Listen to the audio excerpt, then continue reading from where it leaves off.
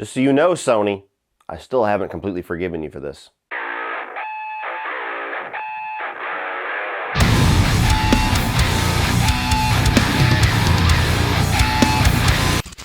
So The Amazing Spider-Man tells the story of Peter Parker who gets bit by a radioactive spider and becomes the new hero of New York City. What's up, guys, and welcome back to my Spider-Man review series. We have just finished off the Raimi trilogy a couple of days ago, and now we are on to the two Amazing Spider-Man films before the release of Spider-Man No Way Home and my review this Thursday. So if you have not seen my thoughts on the previous three Spider-Man films, pause this, go and check those out. I've also already reviewed Spider-Man Homecoming and Spider-Man Far From Home when they were released, and my thoughts mostly are the same for those two films, but if there is any updated thoughts, I'll get to those in my eventual ranking at the end of this week. But nonetheless, now we are at the two Mark Webb films.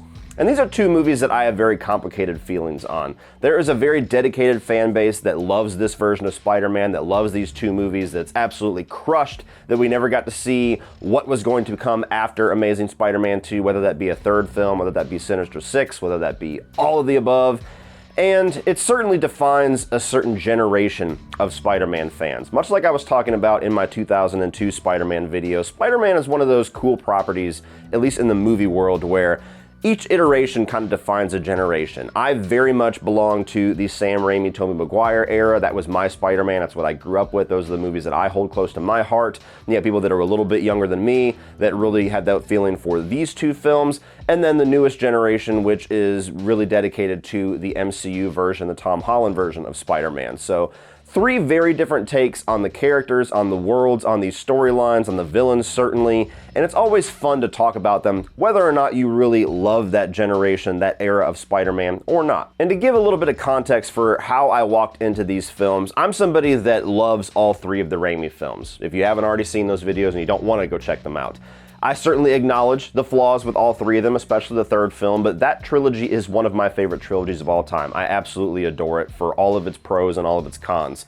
And I was crushed that we never got to see what came after Spider-Man 3, because while that movie certainly wraps up a lot of storylines, there was still a lot more potential in that universe, a lot more potential with those characters that just pretty much got cut off at the knees. You had Sony that was starting to realize what a property, what a commodity Spider-Man was. They started dipping all their hands into all the cookie jars during the production of the third film. We got the mess that that movie was, even though I love it. And they didn't really have any plans on taking their hands out of the cookie jar, because there was plans for a Spider-Man 4 and two additional films that Sam Raimi was going to be doing, whether he directed them or just kind of produced them.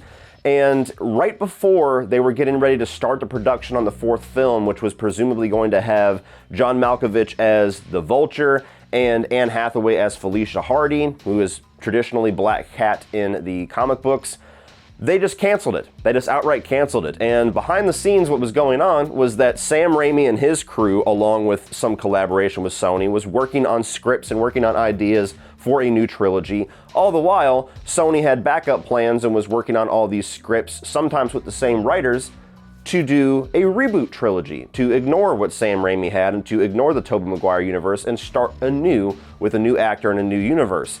And eventually, when they couldn't come to the same conclusions as far as where to take this universe, they parted ways, and Sony went forward with their reboot trilogy, which became the Amazing Spider-Man films with Andrew Garfield.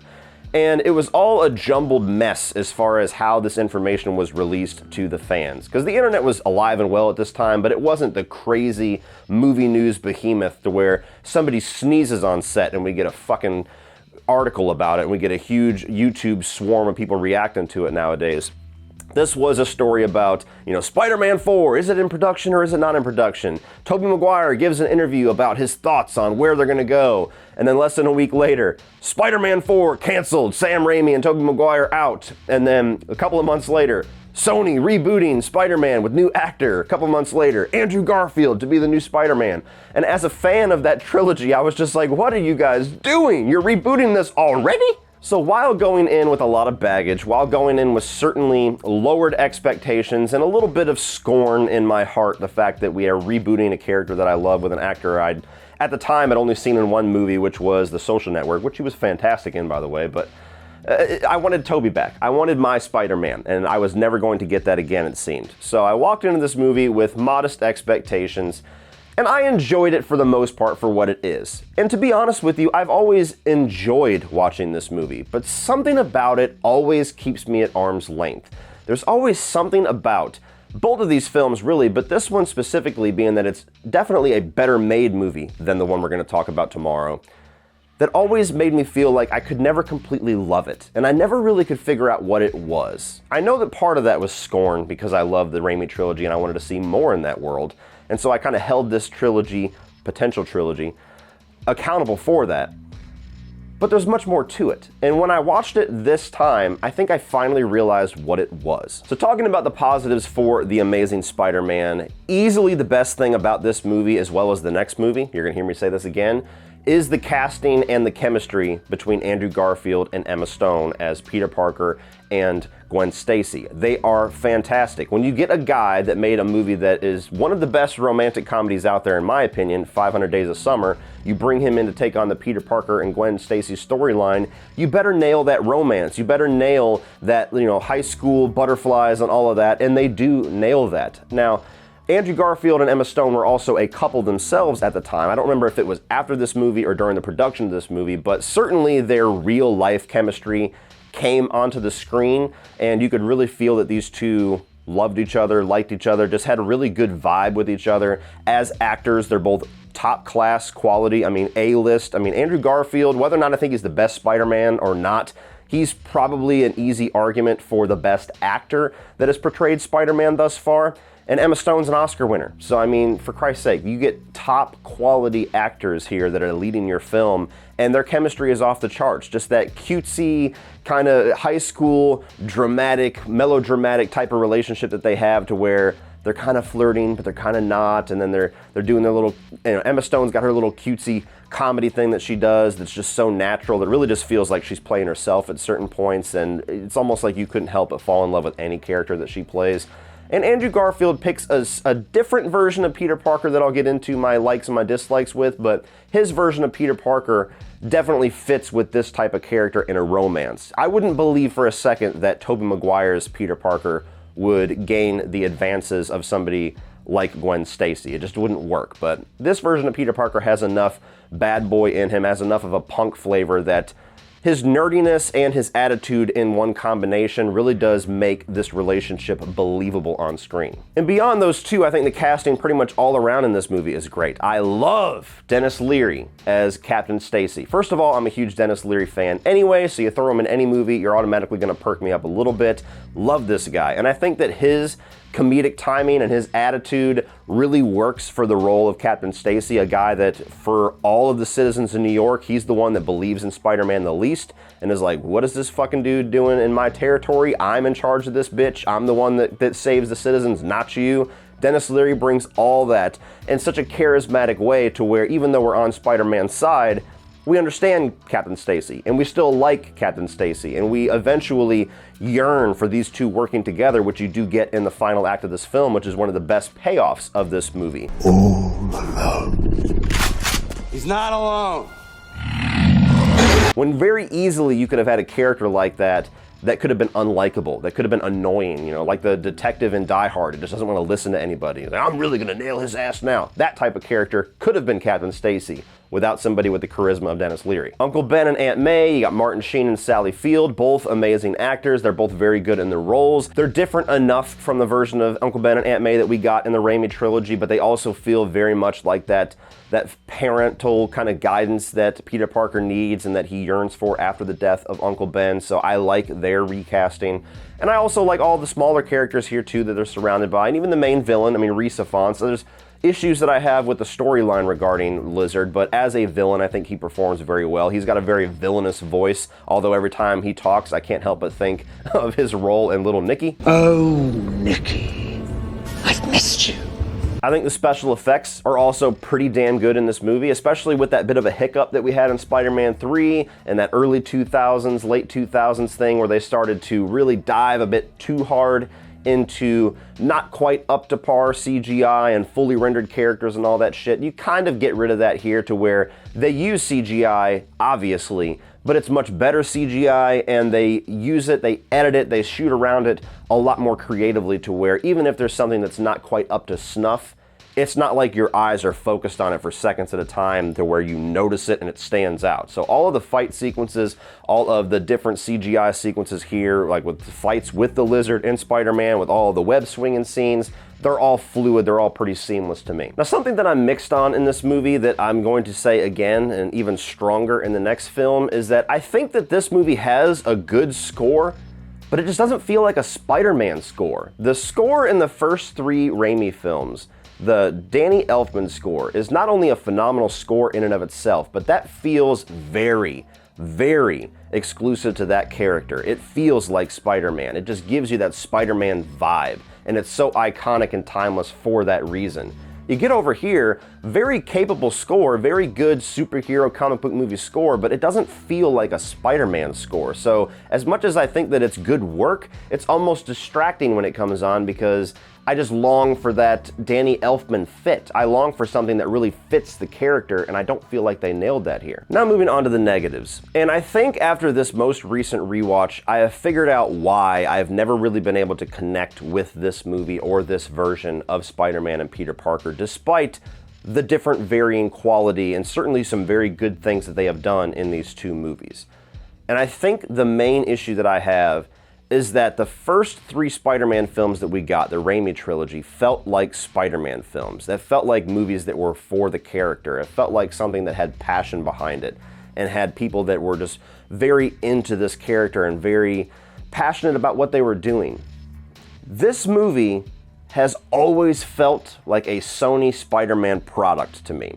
From the way that they kind of half-assedly planned to do a reboot just in case, and never really put a whole lot of passion into this new direction, the way that they marketed it, this untold story of Spider-Man, and they were promising all these new things and this totally different version of the character that we got in the Raimi trilogy, to the way that they decided to make all of these changes, which to me, quite literally, were pointless lateral moves. You've got mechanical web shooters instead of organic web shooters. You have Peter Parker with a bit of a snippy, quippy attitude for moments, versus more of the nerdy version that we got in the Raimi trilogy. You have a forced darker tone here versus the very bright, poppy, campy tone of the original trilogy. You have Uncle Ben say a variation of the responsibility line because for some reason they felt like not using the exact same words as the original trilogy and the traditional comic books. You have a guy that Peter decides not to stop that's robbing a convenience store and gives him a thing of chocolate milk instead of the guy that's robbing the wrestling promoter. And it's just all these things that are different, but they're the same. It makes no difference. Does it really matter whether or not the web that Spider-Man is swinging from shoots from a little device or shoots from his actual arm? Does it make any difference in those sequences? Does it make any difference whatsoever whether or not Uncle Ben says with great power comes great responsibility, or the Martin Sheen version says not choice, responsibility? Does it make any difference whatsoever to have one isolated fan service scene where Spider-Man is talking shit to this random guy trying to carjack versus all of these scattered moments of Spider-Man quipping and giving little shit-talking moments throughout the Raimi trilogy? Does anybody honestly give a fuck about this forced mystery with Peter Parker's parents?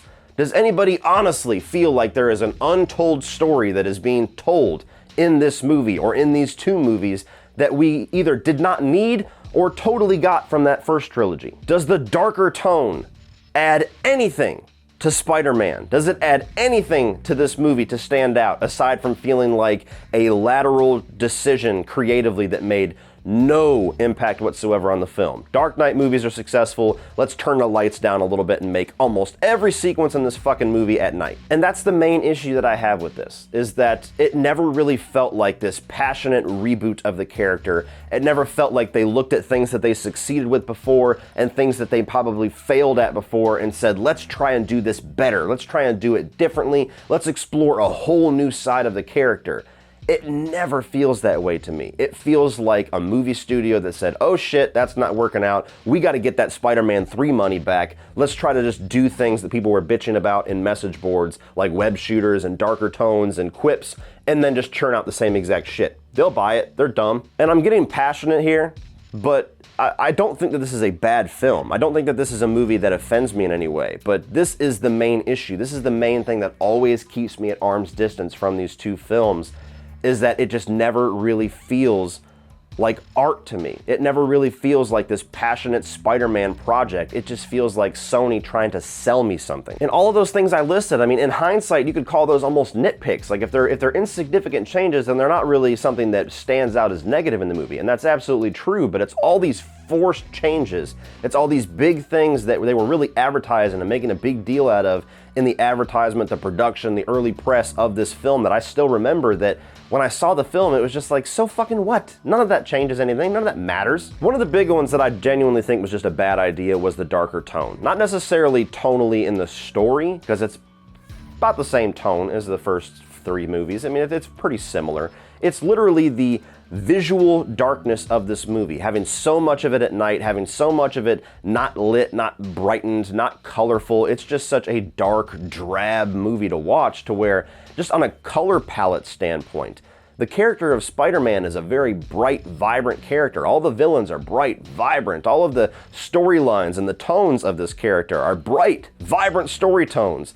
Darkening it really just feels like this reactionary decision to the Dark Knight trilogy, which a lot of movies were taking that wrong lesson from and saying, we gotta make it darker, because darker's cool and darker's better. And by association with that, I've never really liked the suit in this movie. It always seems very aesthetically strange. It's not like a gigantic negative, it's not a horrible suit, but it's just so dark and muted, and it has like this weird rubbery texture to it that it just never really felt like a cool Spider-Man suit. To the point where when you get to the next film, one thing that they certainly improved on in Amazing Spider-Man 2 is the suit, is the color of it, is the lighting of it, is the look of it. I think the plot regarding Lizard is absolutely fucking retarded. I think that as a character, he starts off very intriguing as this scientist, as this person that worked with Peter Parker's father, and they certainly bond on that. And this research that he's been going on for presumably years, trying to recreate this, regenerating limbs effect that lizards have to get his arm back. And Peter's knowledge, Peter's genius is the missing key to that, with this little algorithm that he got from his father.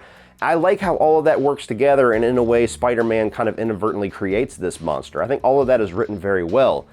Everything after Kurt Connors becomes a lizard is idiotic. From him just going insane out of absolutely nowhere, to the point where the very next time he talks to Peter, he's so clearly a villain. He's just so angry and aggravated and just snarling at him, to where Peter Parker looks at him for 5 seconds and immediately goes to Chief Stacy like, I know who the lizard is. But his plan of, I'm gonna launch this toxin into the air and turn New York into lizards like me. Why?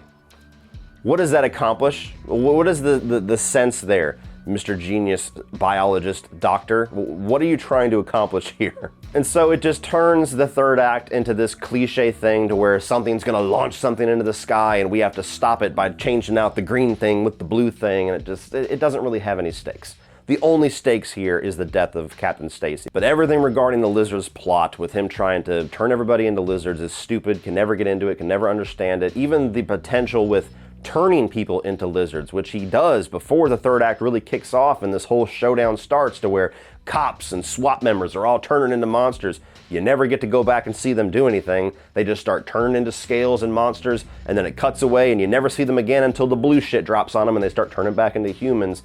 You never see them going around smacking people with their tails or snarling at people in the street, giving you any kind of a cool visual, at least, of what this idiotic plan would be in it coming to fruition. But no, it just very quick, easy, generic third act plot from a very stupid villain standpoint. Something that's always annoyed me about this movie as well is not only how many people Peter just willingly reveals himself to in this movie, but how many times he uses his powers in absolute public visibility, and one, never expects anybody to figure out that he's Spider-Man, and two, the fact that the movie pretty much clearly states that nobody does figure out that he's Spider-Man. I mean, the whole scene where he's fucking like defying gravity and, humiliating Flash Thompson in the middle of high school while Spider-Man's becoming this big pop culture thing, never dawns on him that somebody's gonna figure that out. He's at a football stadium, throws a football and literally bends the fucking goalpost like at a 90-degree angle, and people just look up at him and he's like, oh,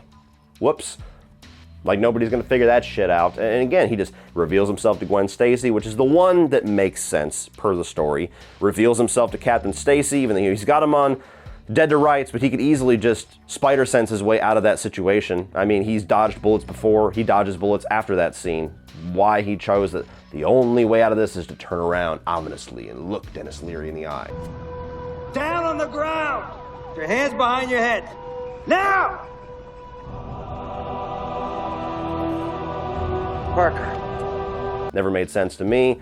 Even the scene where he shows his face to the kid, again, story-wise, I kind of get it. You know, hey, I'm a human too, it's okay, you can help, you know, you can accept my help, but he shoots the kid with his web and saves him anyway, so I just don't understand why at that moment the fucking thing is there, the kid's impending death, and he won't move, motherfucker, and just shoot his ass up into the bridge.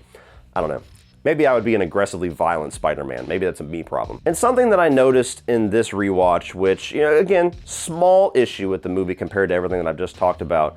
As much as I love the chemistry of Andrew Garfield and Emma Stone, I don't necessarily think either one of them are very well fleshed out characters, or versions of the characters that I particularly like a whole lot. Gwen Stacy is certainly the one that's just not really given a whole lot of story, not really given a whole lot of characterization. She's just this pretty girl who's the smartest kid in class next to Peter Parker. They've got a bit of a rivalry there, and eventually she falls in love with him. And then her entire characterization is Spider-Man's girlfriend from that point on. You never really get anything more from her until her father dies. Peter Parker and Andrew Garfield's version of Peter Parker, I think that he acts very well. Like I've already said, he's an A-list actor. He's a phenomenal actor. His chemistry with Emma Stone is off the charts. His chemistry with Dennis Leary is great and off the charts. The scene where Captain Stacy dies and he has to give that emotion, the scene where Ben dies and he has to give that emotion, top-class stuff. But his interpretation of the character, whether it's all him or Sony and the writers or a collaboration of the two, I don't really like this version of Peter Parker. He's kind of a dick. He's kind of a punk. And I know that there's versions of Peter Parker, especially when he's in the Spider-Man suit, where he's a little bit more crass, a little bit more snarky, a little bit more of a jerk because he can pretty much crush anybody with his bare hands and he just has fun with that. And I like that aspect to Spider-Man.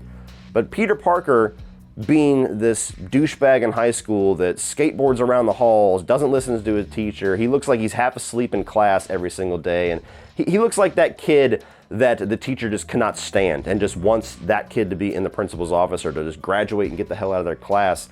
And it just doesn't really feel like Peter Parker to me. Even his interactions with Uncle Ben and Aunt May throughout the movie, to where he's just so selfish for no reason whatsoever. The whole thing leading up to Uncle Ben's death, to where he's just figuring out his powers and cops an attitude with Uncle Ben and then storms out and busts their window wide open and then just continues to leave. Like, it just makes his version of Peter Parker a little unlikable for me. With all that being said, I know I probably focused more on the negative to kind of give more of a context for why this movie has never really been my version of Spider-Man, never really been my pick.